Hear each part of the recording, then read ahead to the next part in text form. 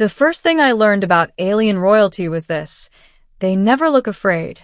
Not when 100 weapons are pointed at them. Not when the air tastes like ozone and blood. Not even when death is only a breath away. Queen Ashuriel stood on the obsidian dais of the Caroum court, her 4 silver eyes calm, her elongated crown crest catching the amber light of the chamber.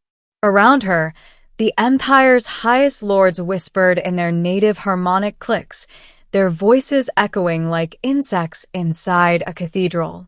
And me? I was the only human in the room. I shouldn't have been there. Humans weren't allowed in the high court, especially not during an accusation rite. But I had been summoned as an advisor, a polite word meaning convenient outsider who can be blamed if everything goes wrong. The accusation came without warning. Lord Vethrix of the Obsidian Clade stepped forward, his segmented armor folding outward like a blooming blade. His voice boomed, amplified by the chamber's living walls. Queen Ashuriel stands accused of weakness, of mercy, of allowing a lesser species to influence imperial policy. Every eye in the chamber drifted toward me. I felt my spine lock. The queen did not turn. She did not need to. I stand accused often, she replied calmly. Continue. Vethrix's mandibles flared. You halted the cleansing of the Heliox systems. You spared billions of lives that posed a future threat. You did so at the counsel of a human. Murmurs rippled through the court. The Heliox systems had been human colonies. If she hadn't intervened, they'd be dust. The law was ancient and cruel. An accusation right ended only one way. Either the accused proved their strength or someone bled. Vethrix raised his arm. From it unfolded a ceremonial execution blade, thin, humming, glowing with lethal violet energy. By right, he declared, I challenge your claim to rule. Blood will decide. The queen finally turned her head. She looked at me, just for a fraction of a second. I understood then what she was asking. I moved before my brain caught up. The blade struck faster than sound. I stepped between them.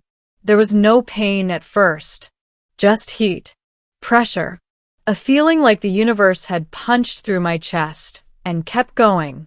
The blade pierced my torso, energy ripping through muscle and bone.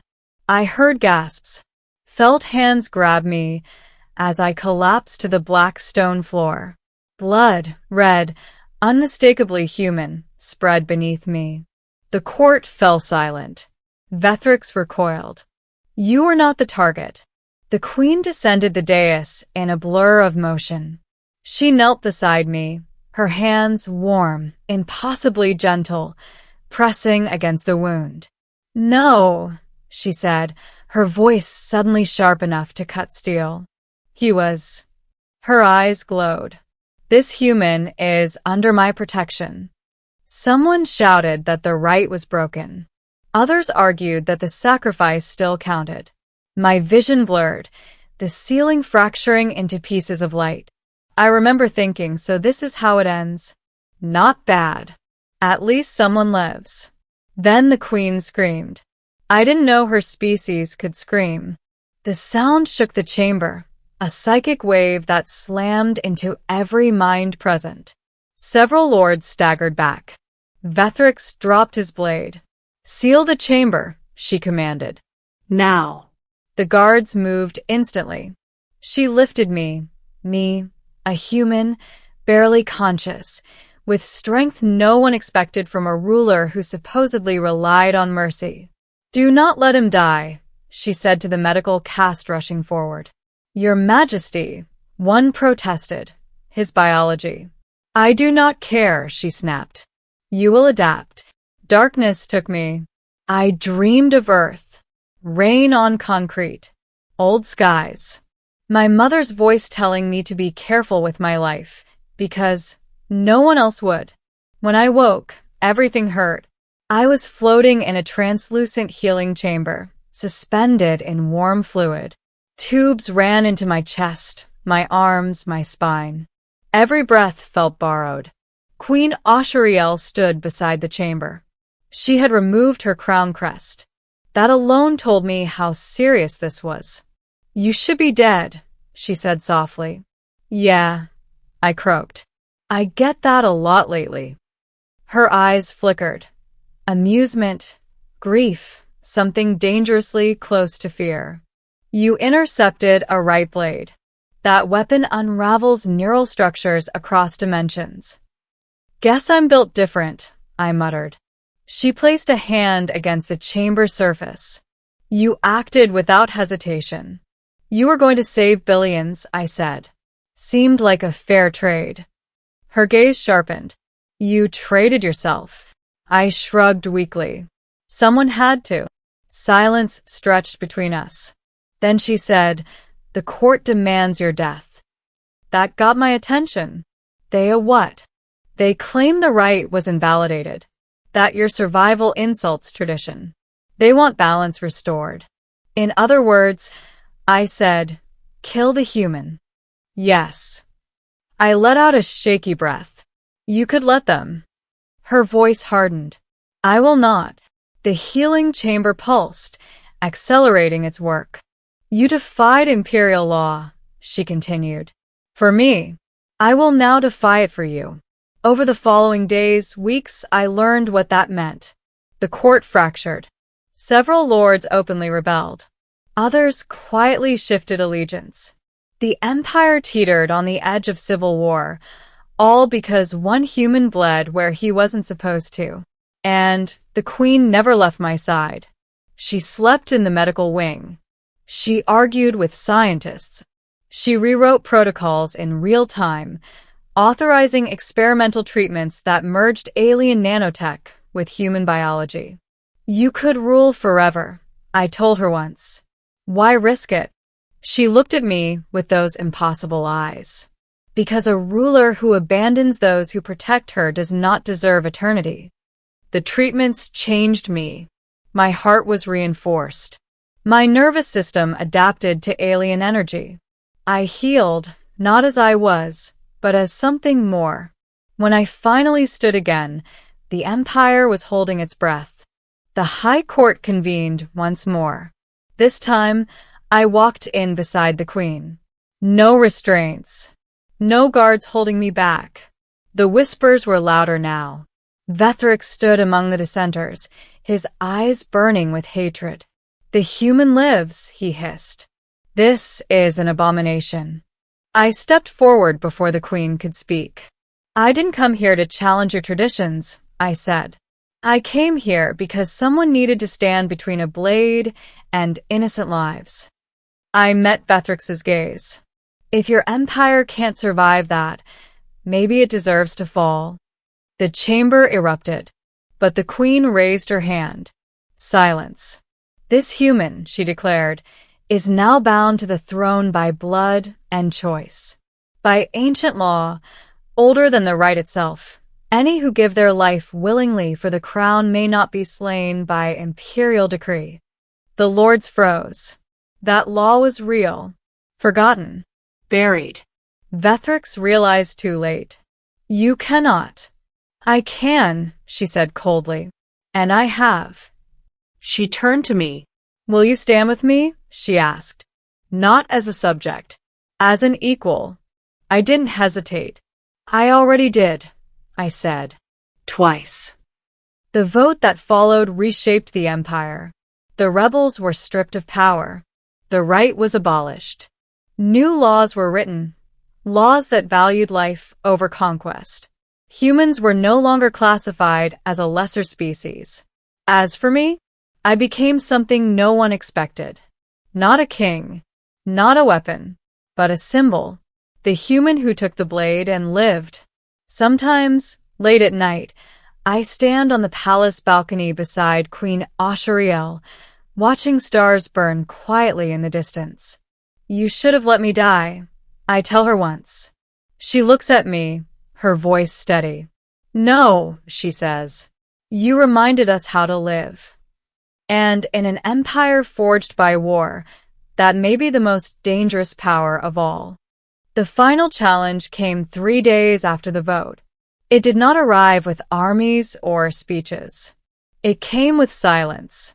I was standing alone in the Hall of Continuance, an ancient chamber beneath the palace where past rulers were recorded in living crystal. When the temperature dropped, the lights dimmed, the air thickened. I knew before I turned around.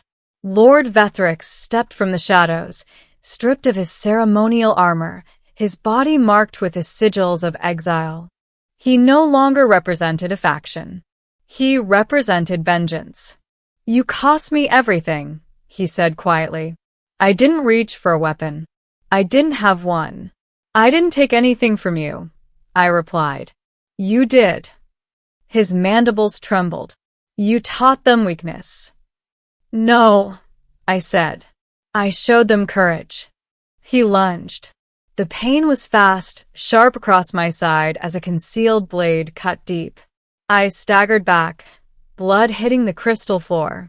So this was it. No court. No witnesses. No queen. Just a human and an alien who couldn't let go of the past. Vethrix raised his blade again. Then the chamber shook.